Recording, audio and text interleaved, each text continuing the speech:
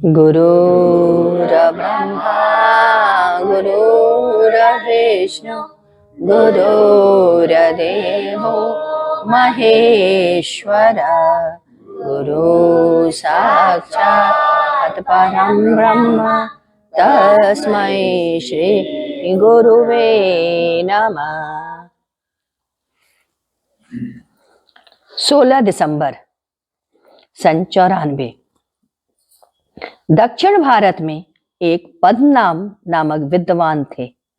अपने ज्ञान से वे सबको हराते हुए दक्षिण भारत से होते हुए कबीर के पास आए। कबीर ने उनसे पूछा, बताओ तुम समझकर पढ़े हो या पढ़कर समझे हो? उनकी इस बात पर वे भौचक्के रह गए, कुछ कह नहीं पाए। कबीर ने कहा, हम तुमसे अब क्या बहस करें? तब कहा है कबीर ने, मासी कागज छुयो नहीं, कलम गयो नहीं हाथ। एक विद्वान के वापस जाते समय कबीर से दीक्षा लेकर के वह विद्वान गया। सुकरात के पास डायजनीस आते हैं। वह सुकरात से दीक्षा देने के लिए कहते हैं। सुकरात ने कहा, मैं तुम्हें दीक्षा नहीं दूंगा, तुम वापस जाओ। तब डायजनीस ने पूछा, मैं किधर जाऊं? वही आप बता दें।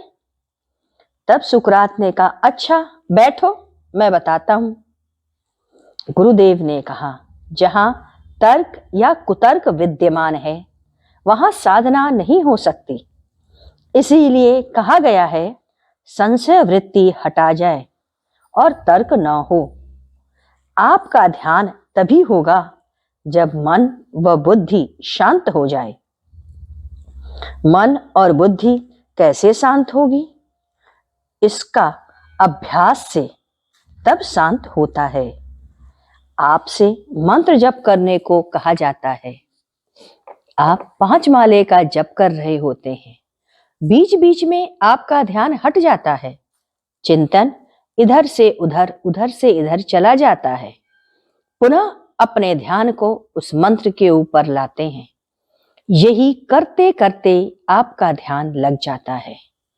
पुनः कहते हैं, यदि आपने अपने को गुरु के कार्य में लगा दिया है तो इससे भी आपका ध्यान उनके साथ लगा रहता है।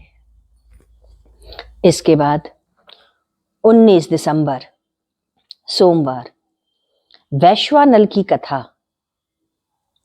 नर्मदा नदी के किनारे एक नरमपुर नामक गांव, उसी गांव में एक कुलीन धर्मपरायण ब्राह्मण रहते थे, जिनका नाम विश्वानर था। प्राय धर्म चर्चा होती रहती। कौन सा धर्म श्रेष्ठ है, वानप्रस्थ, गृहस्थ, सन्यास, कौन सा श्रेष्ठ है? वे कहते, गृहस्थ धर्म श्रेष्ठ है, इससे संघर्ष होता। स्नान, दान, यज्ञ करने से गृहस्थ धर्म श्रेष्ठ हो जाता है। जब विवाह योग्य हुए तो उनका विवाह एक कम आयु की कन्या सुचिता मती के साथ कर दिया। नई लड़की घर में आई। जैसे जैसे पति करता वैसे वैसे करते हुए वह स्त्री हो गई। शास्त्रों में हमेशा चर्चा होते रहने से वह शास्त्र में पारंगत हो गई। गृहस्थों के लिए शास्त्र कहता है, जो पराई स्त्री पर बुरी निगाह देखे तो वह श्रेष्ठ नहीं। जो अपनी ही स्त्री से संतुष्ट रहे, जो अपनी ही स्त्री के साथ जीवन में व्यतीत करे, वही एक निष्ठ ब्राह्मण कहा जाता। जो राग और द्वेष से रहित हो जाए, अनासक्त हो जाए, वह गृहस्थ वानप्रस्थ से भी श्रेष्ठ है। जो याचना ना करे, जो है उसी में संतुष्ट रहे, किसी में भेद ना करे, वह गृहस्थ सन्यासी से भी श्रेष्ठ है। उसकी पत्नी सने सने विद्वान हो गई। पति के साथ रहते रहते स्वर्ग, नरक, कर्मफल सभी के विषय में उसे जानकारी हो गई। वह जान गई कि हर कर्म के फल को भोगना ही पड़ता है। वह सतर्क हो गई। पति प्रौढ़ थे, कतिपय कारणों से संतान नहीं हुआ। एक दिन सुचिस्मती ने अपने पति से कहा, यहाँ ज्ञान और विज्ञान सभी हैं, परंतु यदि एक संतान हो जाए तो हम सभी के चिंतन का प्रवाह गतिमान हो जाए। पति ने उसकी कामनाओं को जान लिया। उसने कहा, हम भगवान शिव को प्रसन्न करके संतान लेंगे। उन्होंने कुछ महीने तक हर तरीके का त्याग किया, तप किया। फिर किसी महीने में वह सिर्फ फल खा के रहे।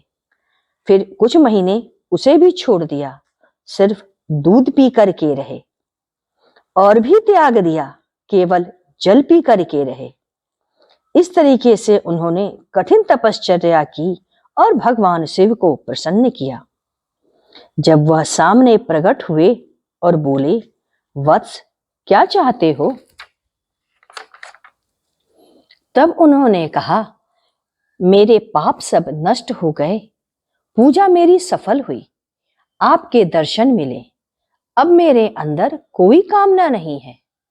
आपके चरणों की भक्ति मुझे मिले, मैं आपके चरणों में ही पड़ा रहूं। भगवान बोले, तुम्हारी पत्नी को लड़के की कामना है। उन्होंने कहा, यदि उसकी कामना पूर्ण करना चाहते हो तो आप ही उनके गर्भ से आवें। शिव बोले, तथास्तु। अपने पुत्र का नाम वैश्वानल रखना। पत्नी गर्भवती हुई, पुत्र हुआ।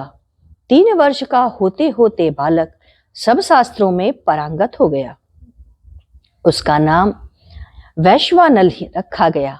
जो बालक माता पिता की सेवा नहीं करता, आदर नहीं करता, उसका जीवन व्यर्थ है। बालक के माता पिता भगवान होते हैं।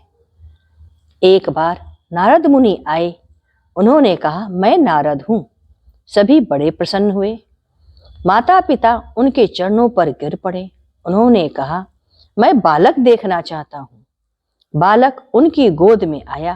नारद ने कहा, वारे प्रभु, तुम कितने विलक्षण हो। यह बालक माता पिता की भक्ति करेगा। उन्होंने बालक को सब ओर से नापा। 108 अंगुल निकालकर नारद मुनि ने कहा, तुमने तो देवता जन्मा है। यह उच्च कोटि का देवता है। उसके वक्षस्थल और नाभि, ग्रीवा सब उन्नत है। हाथ की गदेली लाल है। समस्त उत्तम कोटि के संकेतों से यह युक्त है। सिर्फ एक ही दोष है। 12 वर्ष की आयु होने पर वज्राघात से मृत्यु की संभावना है। मां का दिल रो पड़ा। बेटे ने कहा, मां क्यों रोती हो? मैं भगवान शिव का प्रार्थना करूंगा, मृत्युंजय का जप करूंगा, विश्वास दिलाता हूं। मैं उनके वर्षों तक ही जीवित रहूंगा। पुत्र ने मां से कहा, मां मुझे काशी जाने दो, मैं वहीं जाके तप करूंगा। मां ने आज्ञा दे दी। काशी आकर उसने तप किया। कभी एक पैर पर, कभी जल में, कभी वायु में। इस प्रकार उनकी घनघोर तपस्या चली। जब 12 वर्ष की आयु समाप्त होने को हुई तो एक दिन तेज रोशनी हुई। इंद्र प्रकट हुए और बोले, जो मांगना है मांग लो, मैं इंद्र हूं।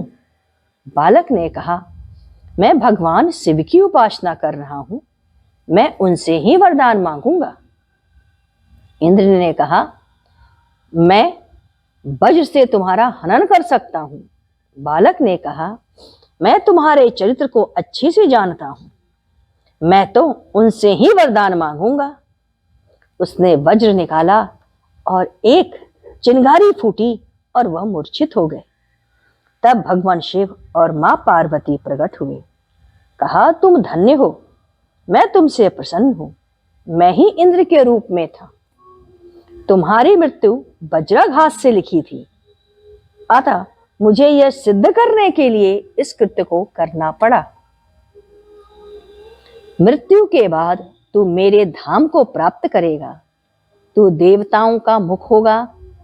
जहां जहां अग्नि होगी वह वैश्वानर कहलाएगा। उसी के द्वारा सभी देवता अन्न ग्रहण करेंगे। इसीलिए जहां जहां यज्ञ होता है, हवि द्वारा देवताओं को अन्न प्राप्त हुआ करेगा। वैश्वानर काफी समयों तक जीवित रहे। मृत्यु होने के पश्चात वह शिवलोक को प्राप्त हुए। आइए हम लोग कीर्तन करते हैं। ओम गुरु ओम गुरुदेव, जय गुरु जय गुरुदेव। ओम गुरु ओम गुरुदेव, जय गुरु जय गुरुदेव। ओम गुरु ओम गुरुदेव, जय गुरु गुरुदेव। ओम गुरु ओम गुरुदेव, जय गुरु गुरुदेव। ओम गुरु गुरुदेव, जय गुरु गुरुदेव। ओम गुरु ओम गुरुदेव, जय गुरु गुरुदेव।